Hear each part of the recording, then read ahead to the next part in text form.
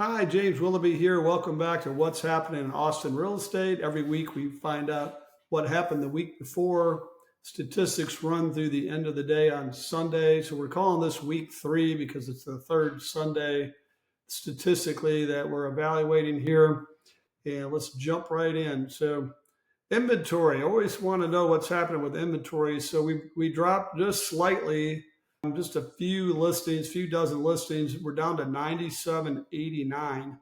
Now, when we compare this to last year, we really need to look at week 2 because the calendar, week 2 and week 3 were really close together. We had 8521 at that time. Now we're at 97. So really not a huge gap between the two.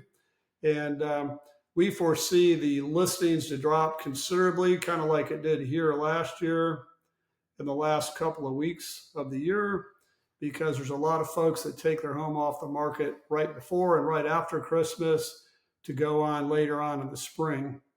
So all that goes into what we call the absorption rate. Now our activity on pendings were about the same as last week. In fact, our pending graph has been pretty flat, and flat is good because that means we have been right at 700 sales per week, pending sales per week.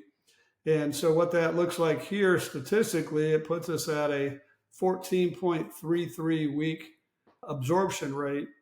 And what that means is that if everything that we had on the market today sold based on the current clip, we only have 14 weeks of inventory. And of course, this goes up like it did last year because this was Christmas week last year, and this was the week right before the new year. And so it went up into the 17 range. I predict we'll probably see something similar, but that won't happen for at least another week because we are not quite 1 week away from Christmas here. In fact, we'll put in another video here before Christmas, and it'll probably look pretty good because right now we're seeing a pretty good activity. So we'll see next week, and then let's jump into interest rates. So when it comes to rates, we look at this every week. And what we're seeing is that rates continue to drop. In fact, we've had 3 consecutive weeks of rate declines. So I blame that on consumer confidence and the bullish stock market and the fact that we're past elections and we're coming into a new year with many people having a better attitude about what's happening in the housing market.